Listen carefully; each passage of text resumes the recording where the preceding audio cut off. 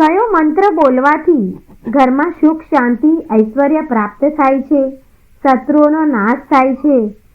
જો મિત્રો, જો તમે તમારા કુળદેવીની સામે દીવો પ્રગટાવીને આ મંત્ર બોલો છો, તેમજ કુળદેવી એટલે કે તમારા ઈષ્ટદેવ દેવી દેવતા સામે તમે આ મંત્ર બોલો છો, તો તમે સામેવાળો દુશ્મન તમારી પાસે દયાની ભીખ માગશે અને તમે દુશ્મનના વિરોધથી બચી શકશો અને તમારી રક્ષા તમારા કુળદેવી ઈષ્ટદેવ કરશે.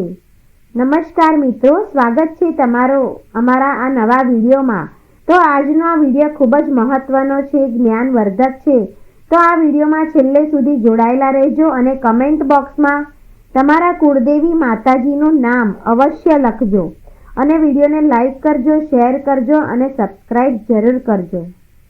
આપણી રક્ષા આપણા કુળદેવી અને કુળદેવતા કરતા હોય છે અને કુળની રક્ષા કરે એ કુળદેવીનો દીપક જો તમે પ્રગટાવો છો, તો મિત્રો જ્યારે તમે આ તમારા પર કોઈ વિઘ્ન કે સંકટ કે પછી કોઈ મુશ્કેલી આવે ત્યારે તમે કુળદેવીને યાદ કરતા હોવ છો, પરંતુ જ્યારે તમારા ઉપર દુશ્મનો ઘા કરે છે કે તમારા ઉપર દુશ્મનો ખોટી રીતે કોઈ કરે છે, તમને ફસાવવાની કોશિશ કરે છે, તો તમે નિર્દોષ હોવ, તમે કશું જાણતા ન હોય, તો તમે ખોટી રીતે ફસાવવામાં આવ્યા હોય, તો તમે તમારા કુળદેવીને પ્રાર્થના કરી શકો છો અને માને તમે જણાવી શકો છો કે હે માં, હું કશું જાણતો નથી, હું કશું આ વિઘ્નમાં છું કે નહીં, આ મારા પર ખોટી આફત આવી પડી છે, તો માં આ દુશ્મનોમાંથી તો મને બચાવી લે, આ વિરોધીમાંથી તો મને ઉઘાડી લે. મિત્રો, જે કોઈ તમારા ઈષ્ટ દેવી દેવતા હોય તેમને તમારે દીવો પ્રગટાવીને પ્રાર્થના કરવાની છે. તે પહેલાં મિત્રો, તમે જે ઈષ્ટ દેવતાની સામે દીવો કરો છો એ વખતે થોડી વાતનું ધ્યાન રાખવાનું છે કે ઘી, સરસવ અથવા અન્ય તેલ સાથે રૂની બનેલી વાટનો દીવો પ્રગટાવો. એમાંય સામાન્ય રીતે બે પ્રકારની વાટ હોય છે, એક લાંબી વાટ અને બીજી ગોળ વાટ. બંને વાટ પર પ્રકાશ પાડવાનું અલગ અલગ મહત્વ છે, પરંતુ મોટા ભાગના લોકો એ વાતથી વાકેફ નથી કે વિવિધ દેવી દેવતાઓ અને પૂર્વજો માટે ગોળ અથવા લાંબી દિવેટ પ્રગટાવવામાં આવે છે. એટલે પહેલાં એ જાણો કે કઈ વાટ કયા કુળદેવીને કે ઈષ્ટ દેવતાની સામે પ્રગટાવી શુભ માનવામાં આવે છે. પહેલું છે કે લાંબી વાટનો દીવો. જો તમે લાંબી વાટનો દીવો કરો છો, તો તમે ધ્યાન રાખો કે આ પ્રકારની વાટનો ઉપયોગ ફક્ત માતા લક્ષ્મી, દુર્ગાજી, સરસ્વતીજી અને અન્ય દેવીઓની સામે તેમની પૂજામાં અને કુટુંબના દેવતાઓની પૂજામાં કરવામાં આવે છે. લક્ષ્મીજીની સામે લાંબી વાટ રાખવાથી ધનમાં વધારો થાય છે અને આ વાટને પરિવારના દેવતાની સામે પ્રગટાવવાથી પરિવારમાં વૃદ્ધિ થાય છે. તેમજ મિત્રો, લાંબી વાટ પ્રગટાવવાથી સુખ, સમૃદ્ધિ, ઐશ્વર્ય, વૈભવ વધે છે. જો તમે અમાવસ્યા કે અન્ય કોઈ દિવસે પિતૃઓ માટે દીવો પ્રગટાવતા હોય, તો ધ્યાન રાખો કે લાંબી વાટનો જ ઉપયોગ કરો. ગોળ વાટનો ઉપયોગ કરવાથી પૂર્વજો ક્યારેય ખુશ થતા નથી. ઘરમાં ગરીબીનો વાસ થવા લાગે છે, જેનાથી ઘરમાં રહેતા સભ્યોની પ્રગતિ પર અસર પડે છે.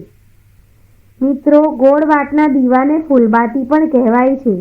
શાસ્ત્રો અનુસાર બ્રહ્માજી, ઇન્દ્રદેવ, શિવજી, વિષ્ણુજી અને અન્ય દેવતાઓના મંદિરમાં ગોળ વાટનો દીવો પ્રગટાવવો શુભ માનવામાં આવે છે અને આ સાથે તુલસીના છોડની સામે ગોળ વાટનો દીવો પણ પ્રગટાવવો જોઈએ. ગોળ વાટનો દીવો પ્રગટાવવાથી ઘરમાં સ્થિરતા આવે છે, જેના કારણે ઘરમાં દેવી લક્ષ્મીનો વાસ હંમેશા હોય છે. આ સિવાય પીપળ અથવા વડ વૃક્ષની પૂજા કરતી વખતે માત્ર ગોળ વાટ જ લગાવો. તેમજ ભૂલથી પણ લાંબી વાટનો ઉપયોગ કરશો નહીં. આગળ આપણે જોયું તે પ્રમાણે જ્યારે તમે કુળદેવીનો દીવો પ્રગટાવો છો, તે પહેલાં તમારે ગુલાબના ફૂલ લઈને તમે દીવો પ્રગટાવો અને તેના નીચે રાખવાના છે. તમારે અક્ષત એટલે કે ચોખા, પરંતુ તેને દીવાની નીચે રાખવાના છે અને માટીના કોળિયામાં તમને ચમેલીનું તેલ મળે તો અતિ ઉત્તમ ગણાય, પણ જો તમે ઘીનો દીવો કરો છો તો પણ માતાજી સ્વીકારી લે છે. ગુલાબના પુષ્પ વડે તમારા પૂરા ઘરમાં માતાજીના મંદિરમાં ગંગાજળ છાંટી લેવું જોઈએ. ત્યારબાદ તમે પૂજા કરવા બેસો છો ત્યારે સાચા હૃદયના ભાવથી માતાજીને યાદ કરીને તમારે માતાજીને આ રીતે વિનંતી કરવાની છે કે દુશ્મનો વિરોધીઓનો જો તમે નાશ કરવા માગતા હોય તો તમારા કુળદેવીને સાચા હૃદયના ભાવથી તમારે વિનંતી અરજી કરવાની છે અને માતાજીને કહેવાનું છે કે હે માં, આ કુળનો દીપક અને આ ભૂમિની રક્ષામાં તમારે કરવાની છે. અને જેવો તમે દીવો પ્રગટાવો છો તે વખતે તમારે આ મંત્રનો જાપ કરવાનો છે. શુભમ કરોતિ કલ્યાણમ આરોગ્યમ ધન સંપદા શત્રુબુદ્ધિ વિનાશાય દીપક જ્યોતિ નમોસ્તુતે. મિત્રો, આ મંત્રનો અર્થ એ થાય છે કે શુભ અને કલ્યાણ કરનારી અને ધન સંપત્તિ આપનારી, શત્રુઓનો નાશ કરવાવાળી કુળદેવીના દીપકને નમસ્કાર કરું છું. તેને વંદન કરું છું કે મિત્રો, કુળદેવીમાં દીવો પ્રગટાવીને જો તમે આ મંત્રનો ઉપયોગ તમે વારંવાર તમારા કુળદેવી સામે તમે બોલો છો, તેમજ પૂરી શ્રદ્ધાથી સાચા હૃદયથી, અને જો તમને કોઈએ નુકસાન પહોંચાડેલું હશે તો તમારા કુળદેવી તમારી ચોક્કસ રક્ષા કરશે અને તમારા દુશ્મનોનો સર્વ નાશ કરશે. કુળદેવી તમારા કુળની રક્ષા કરશે, સદાય તમારા સાથે રહેશે. તો મિત્રો, વિડીયો પસંદ આવ્યો હોય તો લાઈક, શેર અને સબસ્ક્રાઈબ જરૂર કરજો.